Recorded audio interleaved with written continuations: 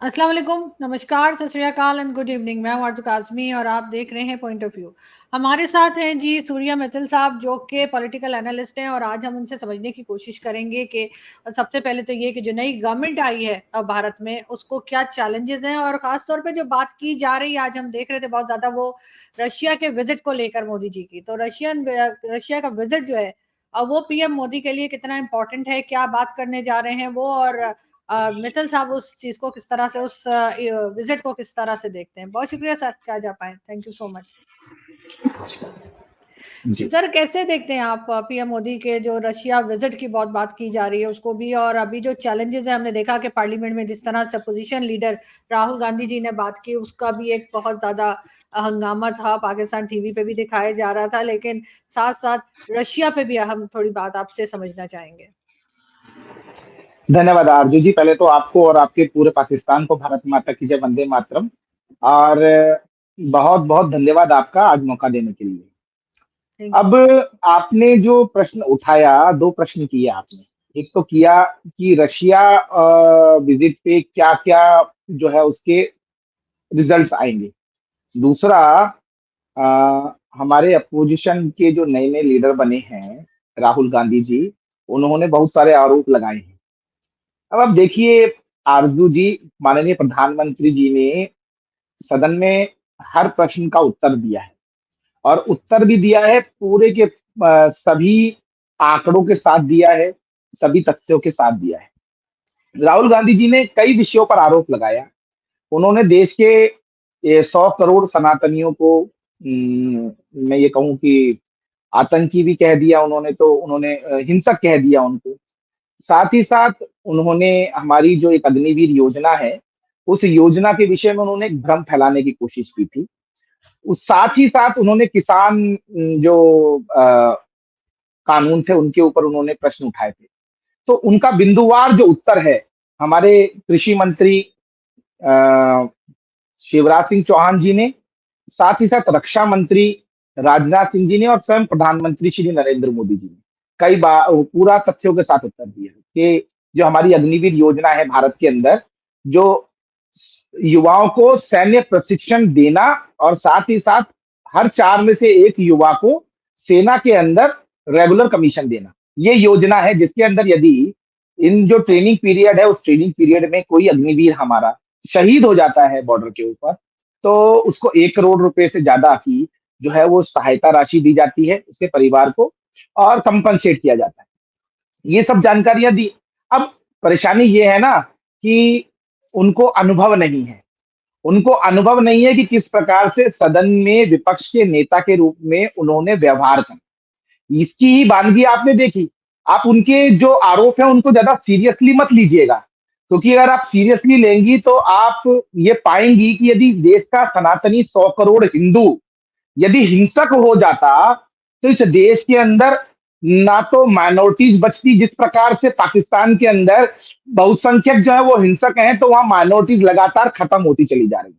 आप आजादी से अब तक आप देखेंगी तो वहां पर हिंदू समाज जो है वो लगातार खत्म होता चला गया। पहले 8-9% था, आज जाके 1% या 1.5% के आसपास में। लेकिन भारत में इसके उलट जो बहुसंख्यक है देश का, जो हिंदू समाज है, सनातन समाज है, वो हिंसक नहीं है बल्कि सहृदयी है। इसलिए ही तो आज जो माइनॉरिटीज है वो लगातार ग्रो कर रही हैं। पहले 12%, 13% की, आज 25% के आसपास पहुंच गई हैं। तो इस प्रकार की जो आरोप राहुल गांधी जी लगा रहे हैं, उनका कच्चापन है। और जैसा प्रधानमंत्री जी ने भी कहा, सदन में कहा, ऑन रिकॉर्ड कहा कि जितना भी तमाशा हो रहा है एक बच्चे को बहलाने के लिए, फुसलाने के लिए, और उसको खुशी दिलाने के लिए, और कुछ नहीं। और रही बात रशिया विजिट की, तो मैं आपको बता देना चाहता हूँ। देखिए, रशिया के संग हमारा पुराना पार्टनरशिप रहा है। हम लगातार रशिया के संग भागीदार हैं। चाहे रूस और रशिया युद्ध के बावजूद भी, रूस और उक्रेन युद्ध के बावजूद भी हम लोगों ने रशिया के संग कोई भी किसी भी प्रकार के अपने संबंध है वो खत्म नहीं किए। और अभी जब आप विजिट करेंगे प्रधानमंत्री जी, तो बहुत सारे मुद्दों के ऊपर एग्रीमेंट्स भी होंगे, बहुत सारी बायोलैटरल टॉक्स भी होंगी, और भारत और रशिया के जो एक मित्रवत संबंध है, उनमें एक नया अध्याय जुड़ने। जी। बिल्कुल ऐसा ही है, लेकिन सर कई बार हमने ये भी देखा कि अमेरिका की तरफ से भी कई ऑब्जेक्शंस किए गए कि रशिया और भारत के ताल्लुकात को लेकर या उनके टर्म्स को लेकर। ऑयल के ऊपर भी जब कहा गया कि हम लेंगे ऑयल रशिया से, तब भी कहा गया। तो आपको क्या लगता है कि जो नई गवर्नमेंट आई है उसमें डॉक्टर जयशंकर ही दोबारा जो है आपके फॉरेन मिनिस्टर हैं, तो कितना स्ट्रांगली जो है इस बार आपको लग रहा है कि आपकी फॉरेन पॉलिसी आगे बढ़ेगी? पहले से ज्यादा, पहले से ज्यादा नुकीली, पहले से ज्यादा तीखी, पहले से ज्यादा तटस्थ, और पहले से और ज्यादा इम्प्रोवाइज करके हमारी विदेश नीति आगे बढ़ी। देखिए आरजू, भारत की विदेश नीति सदैव तटस्थ रही है। हमने इजराइल के ऊपर जब हमास का अटैक हुआ था और हिजबुल्लाह ने भी हमला किया था, तो उसका भी घोर निंदा हम लोगों ने की थी। और साथ ही साथ उसके बाद जब यूएन के अंदर समर्थन करने की बात आई थी, तो हमने फिलिस्तीन का भी समर्थन किया। तो हम लोगों की नीति जो है वो तटस्थ नीति है, हम किसी एक ग्रुप के साथ नहीं है। और रही बात अमेरिका के विरोध की, तो अमेरिका के विरोध का जो डर है ना, वो पाकिस्तान को हो सकता है कि उनका जो है वो ऋण रोक लिया जाएगा, उनको जो लोन देने वाली बात है वो रुक जाएगी। हमारे पे ऐसा कोई इम्पैक्ट नहीं पड़ने वाला। भारत एक विश्व शक्ति है, और भारत की धमक जो है वो चीन और अमेरिका दोनों समझ रहे हैं और सुन भी रहे हैं। और यही कारण है कि लगातार लाख मना करने के बाद भी अमेरिका के, यदि हमने रशिया के संग ट्रेड किया, रशिया से पेट्रोलियम खरीदा, तो उसके ऊपर अमेरिका ने किसी प्रकार के कोई हम पे बैन्स नहीं लगाए और ना लगा पाए, क्योंकि उनको पता है कि भारत जो है वो विश्व की फास्टेस्ट ग्रोइंग इकोनॉमी है। हम लोग विश्व का कारखाना बनने जा रहे हैं, विश्व की आर्थिक धुरी बनने जा रहे हैं, और हमारी अर्थव्यवस्था दिन दुगनी रात चौगुनी अर्थव्यवस्था है। और अमेरिका को भी भारत के अंदर ट्रेड करना है, और ट्रेड करना है तो भारत की नीति और भारत की शर्तों के अनुसार करना। लेकिन सर कहीं ना कहीं अमेरिका मुख्तलिफ किस्म के एलिगेशंस जो है वो भारत पे लगा रहा है। ये और बात है कि आपकी फॉरेन पॉलिसी, आपकी इकोनॉमी अभी इतनी स्ट्रांग हो गई है और होती जा रही है कि आप उनको करारा जवाब दे सकते हैं। लेकिन फिर भी सही कहीं ना कहीं सर आप समझते हैं कि ये सब कुछ जो चल रहा है, कभी आप देखते हैं कि सीआईए की कोई वर्कर उठ कर कह देती हैं कि जी पाकिस्तान में जो किलिंग्स हो रही हैं वो भारत ने पैसे दिए। कभी आप देखते हैं कि कनाडा के प्राइम मिनिस्टर जाकर जो है वहां पे जो खालिस्तान के लोग हैं उनके साथ खड़े हो जाते हैं। और इसी किस्म की कई चीजें जो हैं वो गवर्नमेंट के लिए बहरहाल काफी टफ है। अभी इलेक्शंस में जो रिजल्ट आया है वो भी रिजल्ट वो नहीं आ सका जो कि पीएम मोदी की गवर्नमेंट चाह रही थी या चाह रही होगी डेफिनेटली। तो आपको लगता है कि इस बार थोड़ा थोड़ा सा उनको संभल के और थोड़ा सा ज्यादा अपने आप को अपने जो प्लान्स हैं उनको ज्यादा चेक करने की जरूरत है? नहीं आरजू, हम सहमत है कि जो हमने नंबर्स एक्सपेक्ट किए थे वो नंबर जो है वो नरेंद्र मोदी जी को नहीं मिल पाए। लेकिन ये भी सच बात है कि भारतीय जनता पार्टी का जो वोट बैंक है वो बिल्कुल स्थिर है। भारतीय जनता पार्टी के वोट बैंक में 1 से 1.25% की ही कमी आई है। दूसरी चीज, एक और इस एस्पेक्ट में देखिए कि लाख विरोध होने के बाद, लाख जो है मैं ये कहूं कि प्रोपोगंडा चलाने के बाद, भारत के अंदर और भारत के बाहर दोनों तरफ से, उसके बाद भी समूचा विपक्ष जो इंडी गठबंधन है वो जितनी सीटें लेके आया उससे ज्यादा सीटें भारतीय जनता पार्टी अकेले अपने बलबूते पे लेके आई। एक महत्वपूर्ण बात और, अभी जो शायद अमेरिका की ही एक कंपनी है जिसने इस बात का खुलासा किया था कि इन चुनावों के अंदर जान सोराज के द्वारा फंडेड एक एजेंसी ने इजराइल की एक कंपनी से एआई, जो मैं ये कहूं कि सोशल मीडिया पे एआई प्रयोग करा के भारतीय जनता पार्टी के खिलाफ चुनाव प्रचार कराया। तो ये सब ये दर्शाता है कि चाहे वो जॉन सोरास हो, चाहे वो कनाडा हो, चाहे उसके अलावा और खालिस्तानी समर्थक हों, या अमेरिका में बैठे हुए कुछ पाकिस्तान और मैं ये कहूं कि ऐसी मैं समर्थक लॉबीज के लोग हों जो कि भारत के अंदर एक स्थिर सरकार सरकार ना चाहते हैं, उन सबके प्रोपोगंडा के बावजूद भी भारत की जनता ने नरेंद्र मोदी जी को ही स्वीकार किया और देश में तीसरी बार उनके हाथ में सत्ता दी। अब आपने कहा कि आगे जाकर इसके क्या इम्पैक्ट होने वाले, क्या वो पुरानी तरीके से काम कर पाएंगे? तो मैं आपको बता देना चाहता हूँ, प्रधानमंत्री जी का 2.5 घंटे का भाषण अभी आपने सुना होगा। प्रधानमंत्री जी ने वही चीज शब्द दोहराए हैं जो उन्होंने चुनाव से पहले दोहराए थे, अक्षरशः वही है कि हम भारत को तीसरी बड़ी अर्थव्यवस्था बनाने के लिए दृढ़ संकल्प हैं और हमारी नीतियां और हमारे कदम भारत को शक्तिशाली बनाने के लिए, भारत की अर्थव्यवस्था को आगे ले जाने के लिए होंगे। भारत की विदेश नीति भारत के हित की होगी। भारत की रक्षा नीति जो है भारत की सुरक्षा के लिए होगी।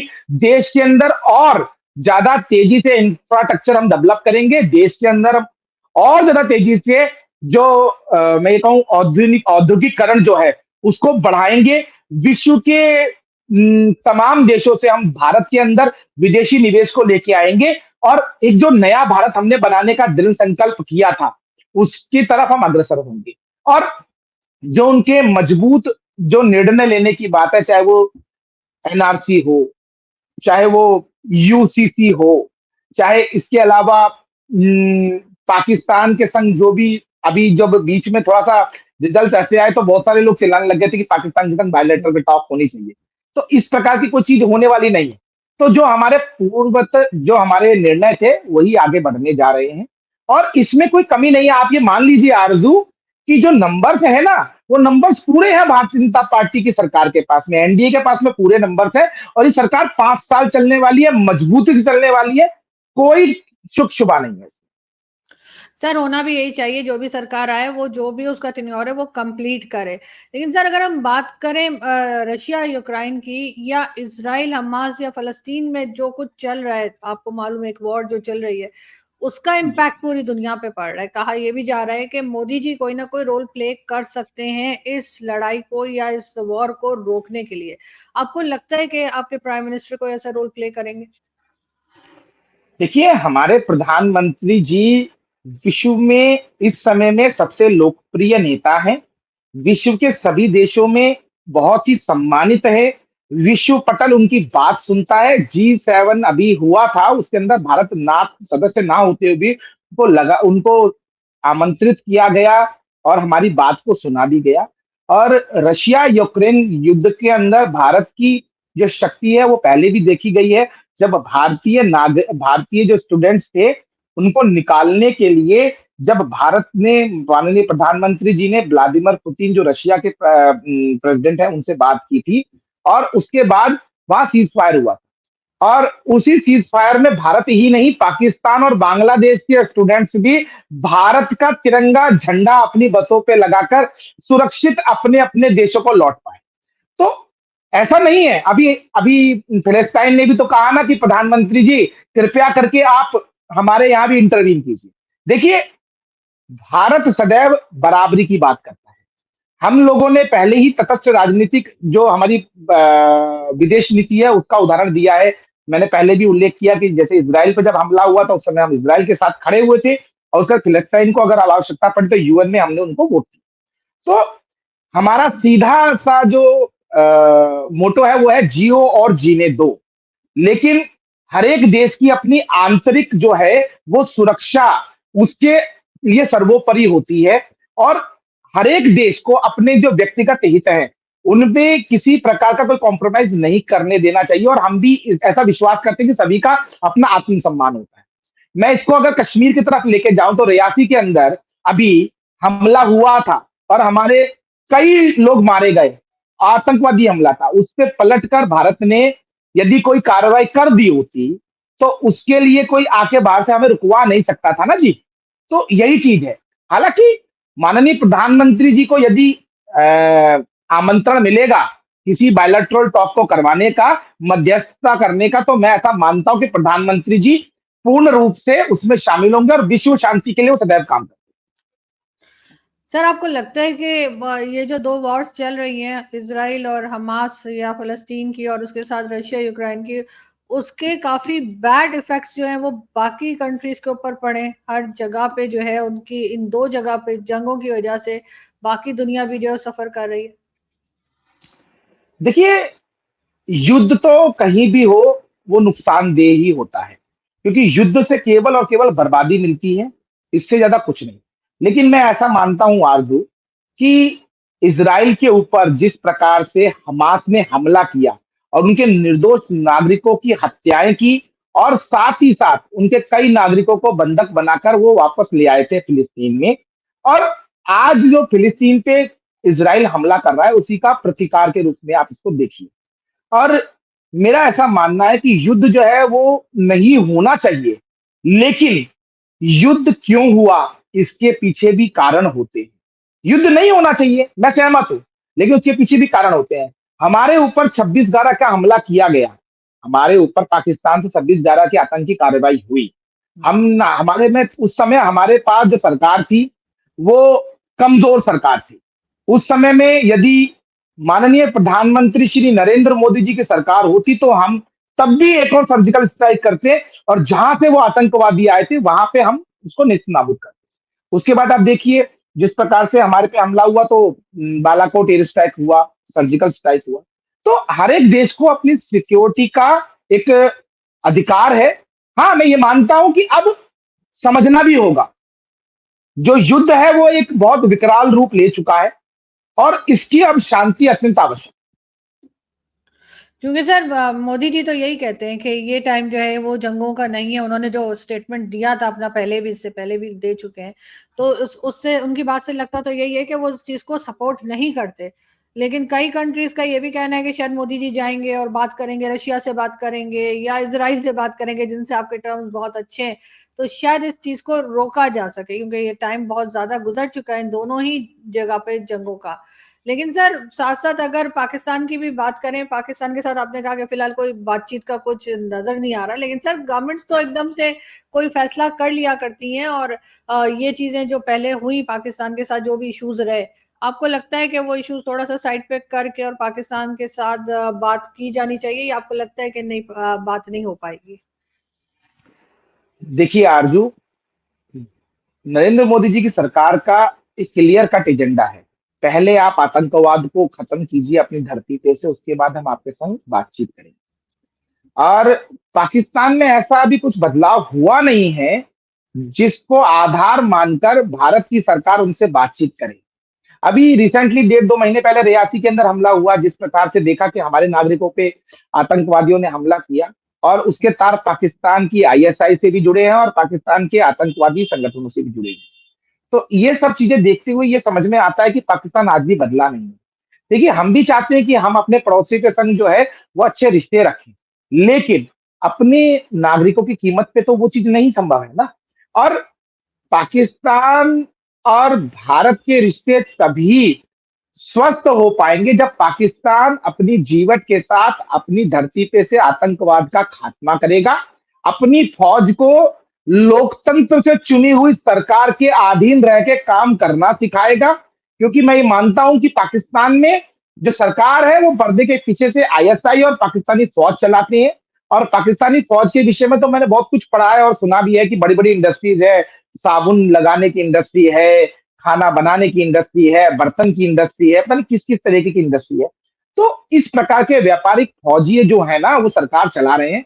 जब जनता के द्वारा चुनी गई सरकार सत्ता में आएगी और वो ईमानदारी से पाकिस्तान को नया पाकिस्तान बनाने की बात सोचेगी और भारत के प्रति जो द्वेष आईएसआई ने और पाकिस्तानी फौज ने पाकिस्तान की जनता के मन में भरा है या अपने जो प्रशासन में भरा को खत्म करेगी और एक स्वस्थ वातावरण देगी बातचीत का, तो हम जरूर बात करेंगे उनसे, लेकिन उससे पहले नहीं। नहीं सर, मुझे उम्मीद है कि जरूर कुछ ना कुछ बेहतर होगा और पाकिस्तान और भारत में बात होगी। लेकिन जाते जाते एक बार फिर आजकल राहुल गांधी बहुत हीरो है पाकिस्तान में, और कल तो पूरा दिन टीवी पे भी आते रहे, तो क्या लग रहा है आपको, मोदी जी को जरा टफ टाइम देने वाले हैं? मोदी जी को भी तैयारी करके असेंबली में आना पड़ेगा? नहीं नहीं नहीं, देखिए आरजू, देखिए मैंने क्या बोला कि प्रधानमंत्री जी ने एक हम्म। एक एक एक वाक्य बताया। उन्होंने कहा एक बच्चा था, वो बच्चा 99 नंबर लेके आया। 99 नंबर लेके आने के बाद उसके घर वाले भी मिठाई बांट रहे थे। वो जिससे मिल रहा था उससे बोल रहा था, अरे भैया मैं 99 नंबर ले आया हूँ, लो मिठाई खाओ। उनको लग रहा था कि 99 का नंबर जो है बहुत बड़ा नंबर है। तो उसी बीच में उनके जो अध्यापक महोदय हैं वो वहां पहुंच गए। जब अध्यापक महोदय वहां पहुंच गए तो उन्होंने पूछा कि भैया तुम किस बात की मिठाई बांट रहे हो। तो प्रधान उन्होंने ये बोला, उस बालक ने ये बोला कि जी मैं 99 नंबर लेके आया हूं इसलिए मैं मिठाई बांट रहा हूं। तो उस आचार्य ने ये बोला कि बेटा तुम 99 नंबर तो लाए हो लेकिन 100 में से 99 नहीं लाए हो, 543 में से 99 लाए हो। तो आपका जो वोट जो परसेंटेज ऑफ मार्क्स है ना वो बहुत कम है। तो समझना होगा राहुल गांधी जी को भी, वो नई नई जिम्मेदारी उनको मिली है। अभी आप देखिए जिस प्रकार की उन्होंने अभद्रता और दुर्व्यवहार संसद में किया था, इसके लिए वहां एक कमेटी भी बनाई गई है। हमारे संविधान में बहुत सारे आर्टिकल्स हैं आरजू, जिनके अंदर किस प्रकार से आप शपथ लेंगे, किस प्रकार से आप संसद में व्यवहार करेंगे, क्या आप करेंगे क्या आप नहीं करेंगे, इन सब का डिस्क्रिमिनेशन है वहां पर। और आप किसी भी धर्म की फोटो वहां नहीं दिखा सकते हैं, किसी भी धर्म को आप कोट नहीं कर सकते हैं, और कोई भी बात आप तथ्यहीन वहां पर सदन के रिकॉर्ड पे नहीं रख सकते हैं। क्योंकि यदि आप कोई भी बात रख रहे हैं तो या तो आपके पास में उनके लिए पर्याप्त जो साक्ष्य होनी चाहिए, अन्यथा आपकी बात को रिकॉर्ड पे नहीं जाने दिया जाएगा। तो वही चीज राहुल गांधी जी ने की, विगत तथ्यों की बात उन्होंने की, वो जोश जोश में कहते हैं ना होश खो देना, वही चीज यहाँ है। लेकिन मैं आपको बता दूं कि इस प्रकार की जो जो है ना, मैं कहूँ बंदर बुड़कियों से सरकार नहीं डरने वाली। इस प्रकार की अभी कलाबाजी आप बहुत देखेंगी, झूठे प्ले कार्ड दिखाना, झूठी बातें फैलाना, झूठी प्रोपोगेंडा न्यूज चलाना, ये आदत रही है विपक्ष की। वो इस बार आपने चुनावों में भी देखा। अब मैं आपको सीधा सीधा बता रहा हूं ना, अग्निवीर योजना, आप सोचिए कि भारत जो है वो दोनों तरफ से घिरा हुआ है दुश्मन देशों से। मैं दुश्मन देश मानता हूं क्योंकि जो देश भारत के ऊपर हमला कर चुके हैं उनके संग मित्रता का कोई व्यवहार नहीं है। तो माननीय प्रधानमंत्री जी की यह सोच थी कि देश के जितने भी युवा हैं वो अग्निवीर योजना में सैन्य प्रशिक्षण ले। साथ में जब प्रशिक्षण पूरा होगा तो 25 लाख रुपए एक 23-24 साल के युवा के पास होगा, उसको प्रिविलेज होगी कि वो किसी भी अर्धसैनिक बल या सेना में या किसी और संस्थान में अगर अप्लाई करेगा तो वहां से कोटा मिलेगा, और वो फिजिकली फिट भी होगा। जरूरत पड़ने पर, जिस प्रकार इजराइल के अंदर है, उनकी एक्टिव आर्मी 3 लाख है, लेकिन जरूरत पड़ने पर 8 लाख और 10 लाख तक हो जाते हैं। पूरे विश्व में उनके लोग फैले हुए जो कि ट्रेंड है, आर्मी ट्रेंड। तो इस प्रकार की योजना प्रधानमंत्री जी लाए। अब देश के विपक्ष में हमारे यहाँ बहुत सारे जयचंद बैठे हैं। वो जयचंद जो है ना, वो देश की सुरक्षा के विषय पे भी यदि कोई कार्य होता है तो उसका विरोध करते हैं, जैसा कि अग्निवीर योजना में किया। लेकिन सरकार हर बात को क्लेरिफाई कर रही है। सदन के पटल को उन्होंने बताया कि जो शहीद हुआ हमारा जवान, वो हमारे लिए शहीद थे, हैं और हमेशा रहेंगे, और उनको 1 करोड़ रुपए से ज्यादा का हमने कंपनसेशन भी दिया, उनके परिवार ने दिया, उनको परिवार को दिया। और वो बड़े बड़े राष्ट्रीय चैनल्स पे बैठ के उन्होंने अपनी स्टेटमेंट भी दी। लेकिन ये सब राहुल गांधी को नहीं दिखता।